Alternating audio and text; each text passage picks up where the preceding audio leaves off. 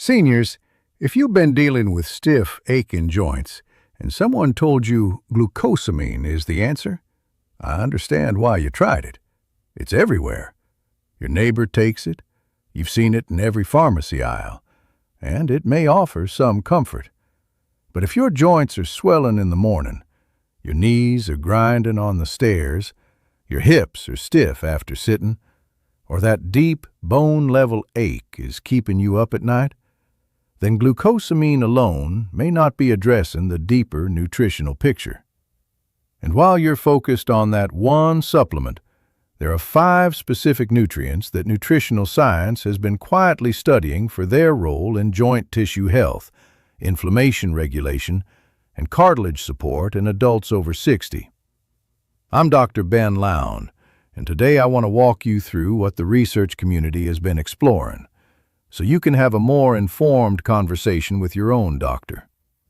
This is educational information. Always work with your physician before changing any supplement routine. I also want to mention something before we begin. The number 1 nutrient on today's list is not the one most people expect. It is not fish oil, though we will touch on that. It is not calcium. The number 1 nutrient is something your body actually produces naturally when you are young. But research suggests that production may decline significantly as we age, and most standard checkups never look at it. Stay with me, because that context alone may be worth your time today. Before we count down, I want to hear from you directly. How old are you? And what joint symptom is affecting your quality of life the most right now? Morning stiffness that takes an hour to ease? Knee discomfort going downstairs? That nighttime aching that won't let you sleep? Drop it in the comments below. I read everything, and your experiences genuinely shape the topics I cover on this channel. Now, let's count down from 5 to 1. From nutritionally relevant to the 1 nutrient that researchers have most consistently associated with cellular energy production in joint tissue. Let's begin. Number 5 is a nutrient almost every senior recognizes, but very few connect to their joints. That nutrient is vitamin C. Most people think of it for immune support. What is less commonly discussed is its role in collagen synthesis. And collagen is not just a skin word. Collagen is the primary structural protein in your cartilage, tendons, and the connective tissue surrounding every joint in your body. Nutritional researchers have noted that vitamin C is required for the activation of prolyl hydroxylase, the enzyme responsible for assembling and stabilizing collagen fibers. Without sufficient vitamin C, that enzyme cannot complete its work, and collagen repair in joint tissue may slow down. As we age, collagen production naturally declines. Some research suggests that by the mid-60s, collagen synthesis may be occurring at roughly half the rate of earlier decades. This is one reason joint tissue becomes less resilient over time, not necessarily because of age alone, but potentially because the raw materials and biological tools for repair are less available. From a practical standpoint, some researchers have explored whether splitting vitamin C intake across 2 smaller doses, rather than 1 large dose, may help maintain more consistent tissue levels throughout the day. A buffered or liposomal form is often suggested for older adults, as the digestive system tends to absorb these forms more efficiently and with less stomach sensitivity than plain ascorbic acid. A useful dietary pairing worth mentioning: copper.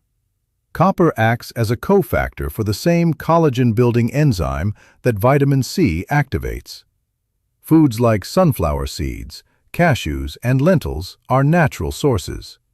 The 2 nutrients appear to work together in the collagen assembly process, and getting both from diet or supplementation may be more effective than either in isolation. Number 4 is a fat-soluble vitamin that has attracted significant research interest in the bone and joint health community over the past decade, yet remains largely absent from everyday conversations about inflammation in older adults. That vitamin is vitamin K2, specifically in the MK7 form. Here is what makes K2 particularly interesting from a joint health perspective. As the body ages, calcium metabolism can become less precise. Rather than depositing exclusively in bone, where it belongs, calcium can sometimes accumulate in soft tissues, including the membranes and connective structures surrounding joints.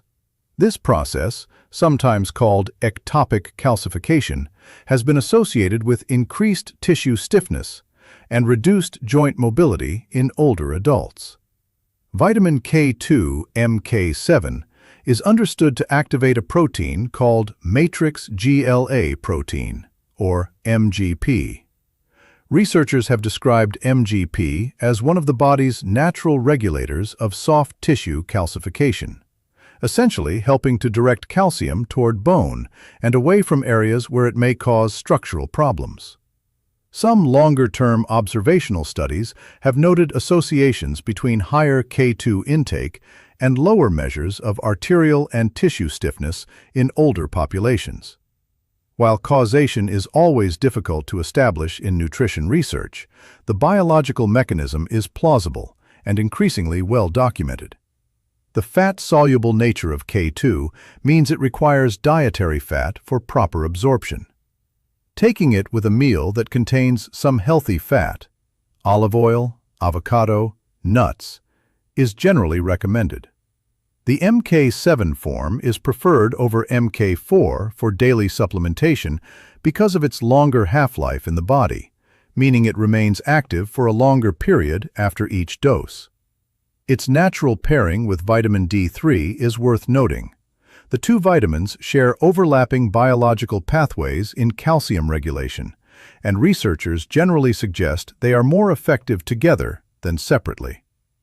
Before we get into the top three, if this kind of evidence-based nutritional education is useful to you, the kind of depth that doesn't always come up in a standard 15-minute doctor's appointment, please consider subscribing to this channel.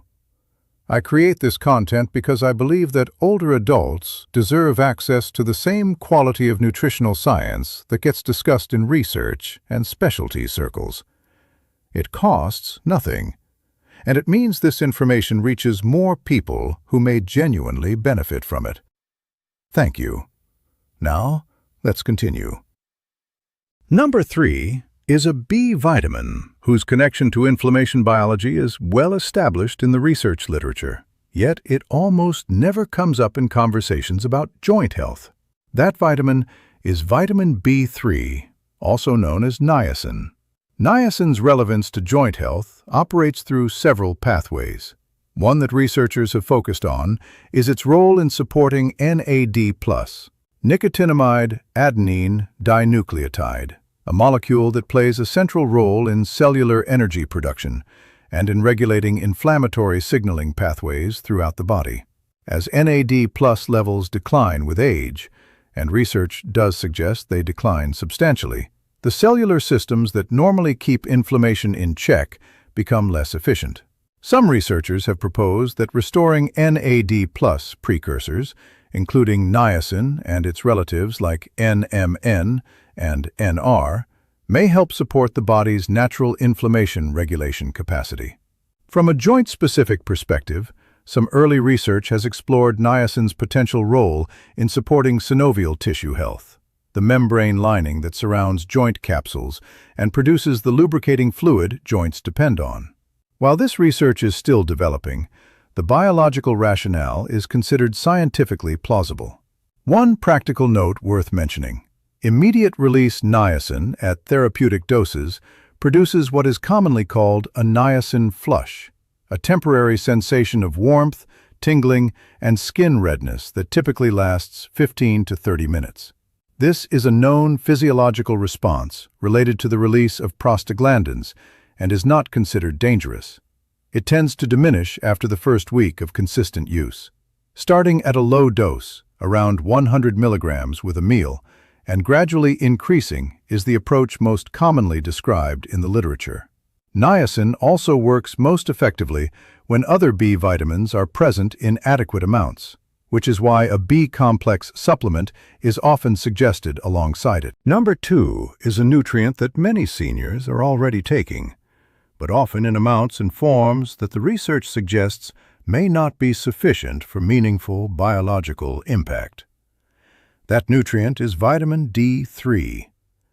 D3 is not simply a bone vitamin. Vitamin D receptors are present on immune cells, joint tissue cells, and the cells lining the membranes surrounding your joints. When D3 binds to these receptors, it is understood to influence the expression of genes involved in inflammatory regulation, particularly the cytokines, which are the chemical messengers that drive tissue swelling, heat, and pain in chronic inflammation. Large-scale nutritional surveys have consistently found that a substantial proportion of adults over 65 have blood levels of vitamin D that fall below what researchers generally consider optimal for biological function. Part of the reason is that aging skin produces vitamin D from sunlight at a significantly reduced efficiency. Some estimates suggest as low as 1/4 to 1/3 the rate of younger skin. This means that sun exposure that would adequately maintain D3 levels in a 30-year-old may be insufficient for a 70-year-old. The dose that most research on D3 and immune or inflammatory function has used is generally higher than the 1,000 IU that many seniors commonly take. Researchers studying vascular and inflammatory outcomes in older adults have more often used ranges between 2,000 and 4,000 IU daily. That said, D3 is fat-soluble and can accumulate, which is exactly why getting your blood level tested and working with your doctor on appropriate dosing is important, rather than self-adjusting blindly. The connection to magnesium here is worth emphasizing. Magnesium is a required cofactor for the enzyme that converts D3 into its active hormonal form in the body. Research suggests that without adequate magnesium, a meaningful portion of supplemental D3 may remain in its inactive form. This is one reason magnesium is considered not optional when optimizing D3, not as a standalone joint nutrient, but as an essential activator of D3's biological function. And now, number 1. The compound your body synthesizes naturally in youth. The one whose endogenous production research suggests may decline by more than half between ages 40 and 75. The one that standard blood work almost never includes. The one that has attracted some of the most compelling research in the field of mitochondrial and cellular health as it relates to tissue repair and inflammation. That compound is coenzyme Q10, CoQ10. CoQ10 is technically classified as a vitamin-like compound because the body produces it internally, similar to how it produces vitamin D from sunlight. It functions in every cell of the body as a critical component of the mitochondrial electron transport chain, the process by which cells generate usable energy in the form of ATP. Here is why this matters specifically for joint health. Cartilage cells, synovial cells, and the connective tissue cells that maintain joint structure all depend on mitochondrial energy production for their repair and anti-inflammatory functions. When CoQ10 levels decline, these cells produce less energy and generate more oxidative byproducts, free radicals, that can damage joint tissue from within. Think of it as a factory running on a reduced power supply. The machinery is still there, the workers are still there, but without enough power, output drops and wear accelerates. Research into CoQ10 and joint health is still developing, but several lines of evidence suggest it may support reduced oxidative stress in joint tissue, improved cellular energy availability for tissue repair, and modulation of certain inflammatory pathways, particularly in conditions characterized by chronic low-grade inflammation. One important distinction worth understanding. CoQ10 comes in two forms. Ubiquinone is the oxidized form. Ubiquinol is the reduced active form. Younger bodies convert ubiquinone to ubiquinol efficiently. Research suggests this conversion becomes less efficient with age. For this reason, ubiquinol supplements are generally considered more directly bioavailable for older adults, as they bypass the conversion step entirely. CoQ10 is fat-soluble, so taking it with a meal that contains dietary fat significantly improves absorption. A frequently discussed complementary nutrient is PQQ, pyrroloquinoline quinone, a compound found naturally in fermented foods and certain fruits. Some researchers have explored PQQ's potential role in supporting mitochondrial biogenesis, the process by which cells generate new mitochondria. The proposed relationship is that CoQ10 may optimize existing mitochondrial function, while PQQ may support the creation of new mitochondria, addressing the problem from two directions simultaneously. One important note for anyone taking statin medications. Statins work by inhibiting the mevalonate pathway, the same biochemical pathway the body uses to synthesize CoQ10.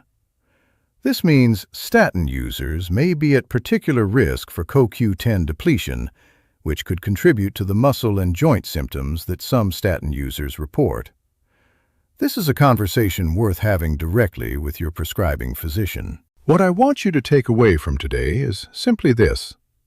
Joint discomfort in older adults is not an inevitable sentence with no nutritional dimension.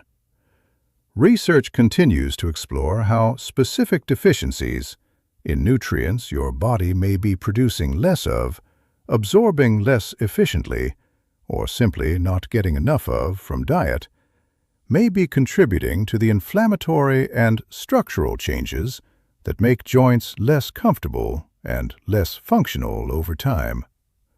The stiffness, the swelling, the morning aching. These may have contributing nutritional factors that are worth understanding and worth discussing with your doctor.